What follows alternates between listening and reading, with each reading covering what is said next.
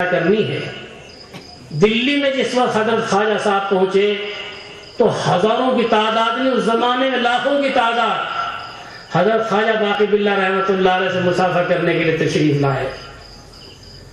مجدد صاحب نے جو حج کے ارادہ کر رہے تھے یہ سوچا کہ جاتے جاتے میں بزرگ سے ملاقات بھی کر لوں، دلی میں آئے ہوئے ہیں۔ خواجہ باقی باللہ رحمۃ اللہ علیہ سے مسافر کرنے کی غرض سے مجدد صاحب بھی وہاں پہنچ گئے، اور خواجہ صاحب خاموشی سے بیٹھے، ہاتھ اس طرح کر رکھے، تکیے پر ہاتھ رکھا ہوا ہے، کیونکہ 2 4 10 20 آدمیوں سے مسافر نہیں کرنا تھا، ہزاروں آدمیوں سے مسافر کرنا تھا۔ لوگ ترتیب سے مسافر کر رہے تھے، حضرت نے آنکھ بند کر رکھی تھی، مسافر ہو رہا تھا۔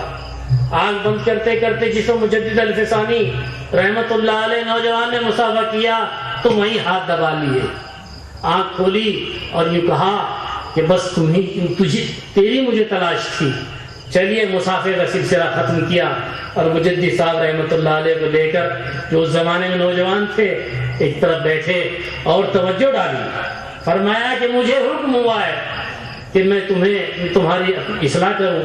مگر جس وقت خواجہ صاحب نے حضرت مجدد صاحب رحمت اللہ علیہ شیخ احمد سرہندی نوجوان کی طرف توجہ کی تو کچھ دیر تو قلبی جو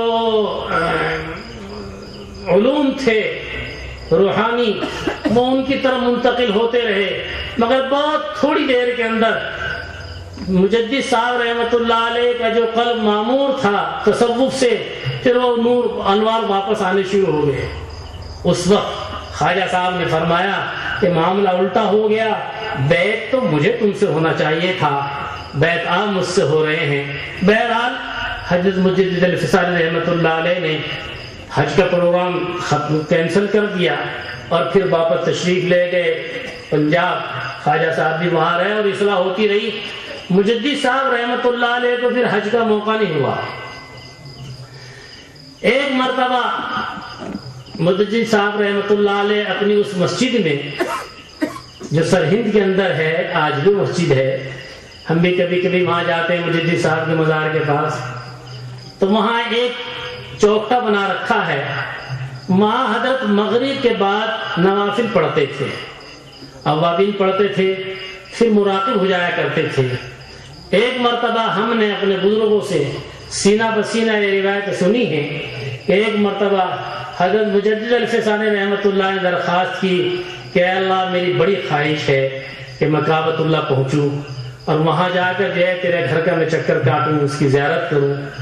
تو مجدد صاحب کو اشارہ ہوا کہ آپ کو کعبۃ اللہ کی زیارت کرنے کے لیے وہاں جانے کی ضرورت نہیں ہے، کعبۃ اللہ کی زیارت تمہیں یہی ہوگی۔ ہر مغرب کے بعد جب بھی وہ اوابین کے بعد مراقب ہوتے تھے تو کعبۃ اللہ ان کے سامنے ہوتا تھا اور زیارت فرمایا کرتے تھے۔ ایک مرتبہ انہوں نے کہا، اللہ سے درخواست کی کہ کعبۃ اللہ کی تو میں روزانہ زیارت کرتا ہوں، مگر آب زمزم جو ہے، جو مقدس پانی ہے، دنیا کے سارے پانی میں سب سے زیادہ افضل پانی ہے، وہ پینا مجھے روزانہ نصیب نہیں ہوتا۔ تو ہم نے اپنے بزرگوں سے سنا تھا کہ اسی وقت میں اللہ کا حکم ہوا اور ایک شوت پھوٹ کر سرہند آیا ہے، اور وہ جو نلکا وہاں لگا ہوا ہے وہ پانی کے بارے میں بتایا کہ آب زمزم کے مشابہ یا ویسا ہی پانی تھا، جو مجدد الفسانی جو ہے وہیں اس کو نوش فرمایا کرتے تھے۔ بہرحال یہ تو ایک بڑی بات ہے۔ میں کہتا ہوں کہ 1000 سال کے مجدد جب دین کے اندر کچھ رکھنے پیدا ہوتے ہیں ان کی صفائی کے لیے آتے ہیں۔ خواجہ باقی باللہ کیسے آدمی تھے؟ خواجہ باقی باللہ تو ایسے آدمی تھے اگر کسی کی طرف انہوں نے توجہ فرما دی تو اس کی شکل بھی بدل جایا کرتی تھی، اندر سے روحانیت ہی نہیں۔ ایک مرتبہ کا عجیب واقعہ ہے کہ حضرت خواجہ باقی باللہ رحمت اللہ علیہ کا کیا، بلکہ ہم جیسے غریب مولویوں کے پاس پیسے ویسے تو ہوتے نہیں، اور ہمارے کام پیسوں کے محتاج بھی نہیں ہے۔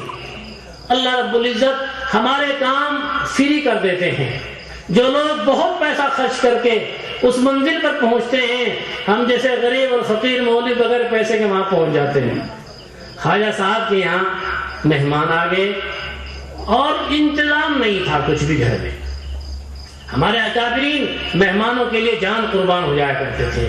ہمارا جو طالب علم تھا اس نے جو کہا تھا نماز کے سلسلے میں کہ ان سے پوچھا جائے گا جہنمیوں سے کہ تم یہاں جہنم میں کیسے پہنچ گئے ہیں, ما سلککم فی سقر, تو وہ کہیں قرآن نے ذکر کیا ہے کہ لم نکن من المصلین, ہم نماز نہیں پڑھا کرتے تھے. مگر اس بچے نے دوسری چیز کو چھوڑ دیا ہے. میں چاہتا تھا کہ اسی کی زبان سے الفاظ بھی قرآن کے ادا ہو جائیں. دوسری چیز آگے فرمائی اللہ نے, لم نکن من المصلین ولم نکن نطعم المسکین, ہم جو ہے نماز بھی نہیں پڑھتے تھے اور غریبوں کی